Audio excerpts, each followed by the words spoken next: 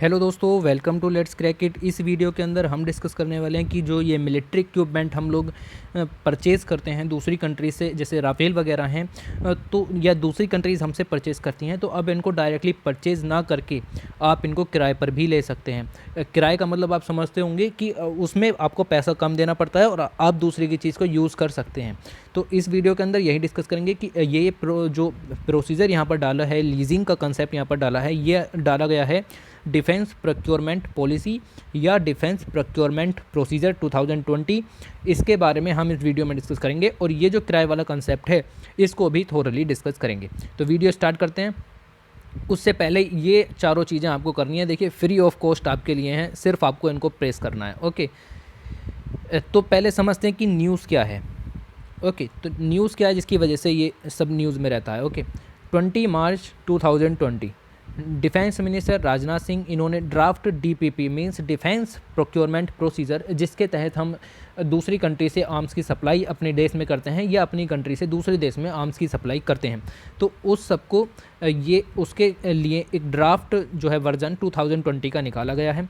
उसके साथ ही जो डीपीपी है, as is commonly referred to, provide the guidelines for all capital acquisition to be made by the Ministry of Defense including the armed forces. तो ministry of defence और armed forces के द्वारा जितने भी एक्विजिशन किए जाते हैं डिफेंस इक्विपमेंट्स के, उन सब का जो है उन सबको जो डीपीपी के अंदर ही काउंट किया जाता है। उसके साथ ही ये तो आपकी मार्च की न्यूज़ है, और अगर हम अभी देखें तो ये 28 और 29 तारीख के बीच ही राजनाथ सिंह जी ने यहाँ पर इसको साइन भी कर दिया है। देखिए, अभी ये मार्च में ड्राफ्ट स्टेज में थी, अब इसको साइन भी कर दिया गया है। तो ये न्यूज़ खास हो जाती है, ये चीज़ लागू होकर के रहेगी। तो आप आज जाने या बाद में जाने, बात एक ही है।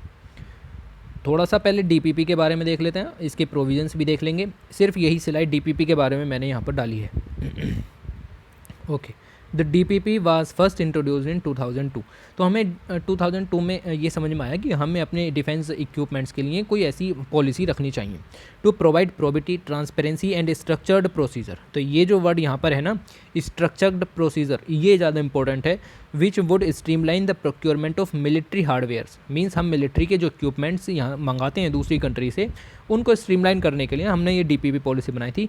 For the armed forces in A time bound manner, कि भाई इतने समय में हमें इतना इक्विपमेंट चाहिए, आप हमें प्रोवाइड करें। और टाइम बाउंड मैनर में जो देखिए, इनकी अगर तस्करी शुरू हो जाती है ना मिलिट्री इक्विपमेंट्स की, तो फिर वो बहुत ज़्यादा ख़तरनाक हो जाती है। इसीलिए हम इनको टाइम बाउंड मैनर में और एक स्ट्रीमलाइन और स्ट्रक्चर्ड प्रोसीजर के थ्रू अपनी कंट्री में इनको लाएंगे। गौर फरमाइए, 2002 में हमने इसको इनिशिएशन किया था, उसके बाद हम 2006 में इसको अपडेट किया, 2008 में अपडेट किया, 2011 में अपडेट किया, 2013 में अपडेट किया, 2016 में अपडेट किया, और अब 2020 का जो वर्जन है वो कुछ खास होने वाला है। ठीक है, अगर हम देखें तो मेजर प्रोविजंस क्या क्या हैं डीपीपी 2020 के। ऑलराइट, तो मेजर प्रोविजंस यहाँ पर देखते हैं। पहला प्रोविज़न है कि इंडिजीनियस प्रोडक्ट्स। तो अब ऐसा तो है नहीं कि हमारे पास जितने भी इक्विपमेंट हैं वो सारे के सारे हम 100% बाहर से मंगाएंगे, तो फिर क्या होगा डिजिटल इंडिया का, क्या होगा मेक इन इंडिया का, क्या होगा आत्मनिर्भर भारत अभियान का, इनका तो कुछ हो ही नहीं पाएगा। तो यही इन चीज़ों को ध्यान में रखते हुए ये चीज़ बनाई गई है।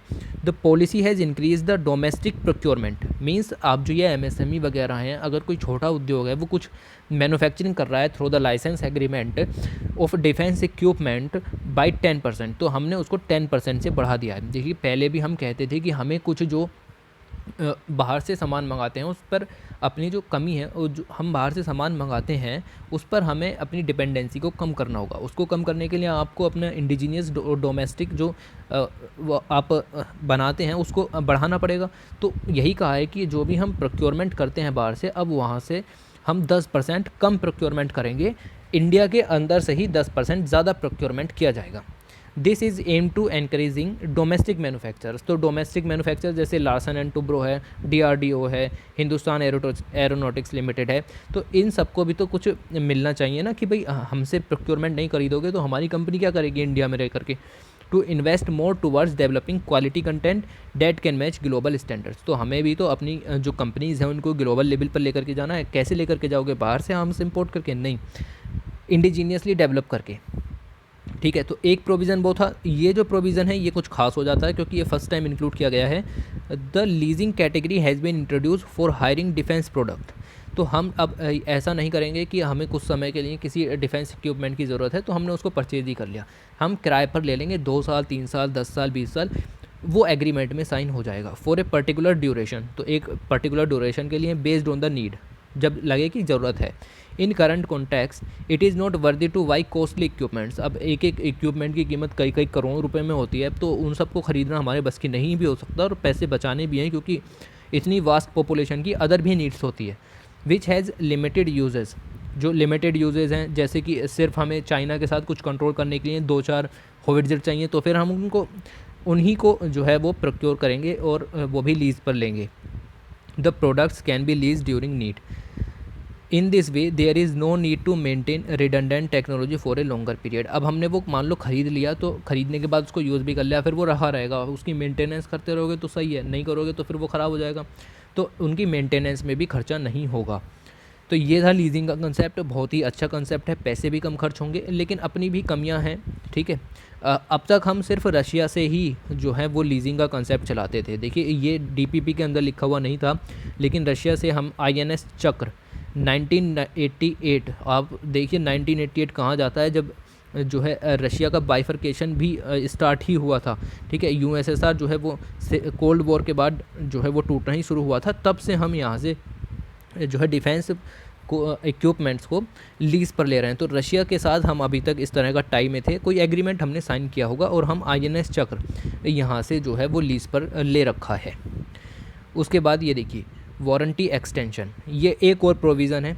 ठीक है, ये क्या है, defence products will have a certain warranty. अब एक इक्विपमेंट लिया है आपने, जैसे दुकान से आप सामान भी लेते हैं, तो उस पर वारंटी प्रोडक्ट होता है कि इतने दिनों तक अगर ख़राब हुआ तो हम आपका मेंटेनेंस करके देंगे। Period during which the company has B responsible for maintaining the product with all the additional cost. ठीक है, जैसे आप ने एक टैंक मंगाया, टैंक में कुछ खराबी निकली तो आपको वापस भेज देते हैं, वारंटी पीरियड ये होता है। By introducing warranty extension policy the government aim to increase the duration of the service period of the product. तो अब जैसे किसी कंट्री ने हमसे कुछ ख़रीदा, इंडिया से कुछ ख़रीदा, और उसमें थोड़ा सा डिफेक्ट निकल आया, तो फिर वो कंट्री हमें दे सकती है। पहले हम कहते थे कि 2 साल तक अगर कुछ भी ख़राबी हुई तो हम अब वापस ले लेंगे या फिर आपको सर्विस करके सही दे देंगे, लेकिन अब हमने कहा है कि 2 साल की जगह हम 5 साल, मीन्स वारंटी एक्सटेंशन हमने कर दिया कि 5 साल तक अगर आपका इक्विपमेंट ख़राब होता है तो आप वापस ले आइए, हम उसे सही करके दे देंगे। आप इसका मतलब समझते हैं। ठीक है, फिर हमें बूस्ट करना है मेक इन इंडिया को भी। तो मेक इन इंडिया और ये आत्मनिर्भर भारत अभियान तो अभी चलना शुरू हुआ है, तो इसके थ्रू हम मेक इन इंडिया को कैसे करेंगे, तो fixed business for domestic companies. तो ऐसा नहीं है कि सब इक्विपमेंट बाहर से ही खरीद लिए। ये देखिए, earlier there was no guarantee that domestic companies will be able to secure government contract. अभी देखिए बिडिंग होती है कि हम कौन सी कंपनी से जो है डिफेंस प्रोडक्ट को ख़रीदें। उसमें आप ये छोटी छोटी कंपनियां जो इंडिया के अंदर हैं, इंडिया से बहुत बड़ी बड़ी कंपनियां हैं जो विदेश में हैं, उन चीज़ों को अगर हम इग्नोर करेंगे, अपनी कंपनीज़ को इग्नोर करेंगे, इंडिजिनियस कंपनीज़ को इग्नोर करेंगे, तो फिर वो ऊपर नहीं उठ पाएंगे और ग्लोबल लेवल पर नहीं जा पाएंगी। मेक इन इंडिया तो होएगा ही नहीं। फिर now there is 10% quota reserve for domestic companies. अब हमने कह दिया कि हम जितना भी सामान खरीदेंगे उसका 10% हम अपने घरेलू कंपनी से ही खरीदेंगे, which makes a substantial amount that will encourage them to further enhance their technology in the future. तो उनके पास भी कुछ पैसा जाएगा, ठीक है, उनसे भी हम कुछ सामान खरीदेंगे तो उन्हें भी कुछ आगे अपना जो बिज़नेस है उसको बढ़ाने में मदद मिलेगी और ग्लोबल लेवल पर पहुँचने में मदद मिलेगी। ये देखिए, global companies manufacturing in India, the government has made rules that specify global companies supplying product to India will have to manufacture certain amount of part to their products in India। ये देखिए, ये बड़ा unique provision DPP के अंदर चला आ रहा है, बहुत ही सुंदर है। देखिए, जैसे कि ये इंडिया है और हमने किसी और कंपनी से या किसी कंट्री से हमने कुछ डिफेंस इक्विपमेंट परचेज़ किए, तो हमने कहा कि जैसे 200 करोड़ रुपए के किए तो आपको 50 करोड़ के इक्विपमेंट जो हैं वो इंडिया के अंदर ही बनाने हैं। मींस आपकी जो यूनिट है वो इंडिया के अंदर मैन्युफैक्चरिंग कर रही हो। ठीक है, तो हम जो एग्रीमेंट हमने साइन किया है जितने करोड़ का, उसका कुछ परसेंटेज हम उस यूनिट से खरीदेंगे जो इंडिया के अंदर आपकी वर्क कर रही है, या फिर आप इंडिया में किसी और डिफेंस कंपनी के साथ में टाई अप कर रहे हैं। मैन्युफैक्चरिंग इंडिया में ही होनी चाहिए। This will ensure that there will be transfer of skill. अब उस जो कंपनी हम जिससे बाहर सामान मंगा रहे हैं वो इंडिया में अगर मैन्युफैक्चर करेगी तो ऐसा तो है नहीं कि सब छिपा करके कर देगी, क्योंकि जो लेबर है वो भी चाहिए। तो स्किल यहाँ पर इम्पॉर्टेंट हो जाती है, तो यहाँ पर हम साथ में स्किल को भी बढ़ावा देंगे for a period of time and will also boost local economy, और लोकल इकनॉमी बढ़ेगी, जैसा कि बताया लेबर वगैरह वहाँ पर इन्वॉल्व होगी। तो ये थी वीडियो की last slide. 5 provisions are very very important, that is fixed business for domestic companies, global companies manufacturing in India, warranty extension, leasing और इंडिजीनियस प्रोडक्ट। तो ये पांचों प्रोविज़न जो हैं अनएक्सेप्शनल हैं, बहुत ही अच्छे प्रोविज़न यहाँ पर डीपीपी के अंदर लिए गए हैं। ठीक है, तो ये था पूरा डीपीपी का इशू। और किराए पर जो ये हथियार लिए जाएंगे ये काफ़ी ज़्यादा इंपॉर्टेंट हो जाता है यहाँ पर, आपको समझ में आ चुका होगा, मैं ये पूरी उम्मीद करता हूँ, क्योंकि इसमें इतना भी ज़्यादा हार्ड एंड फास्ट कोई रूल लिखा हुआ नहीं था। ओके, तो फिर इस वीडियो में इतना ही। Thanks for watching, take care.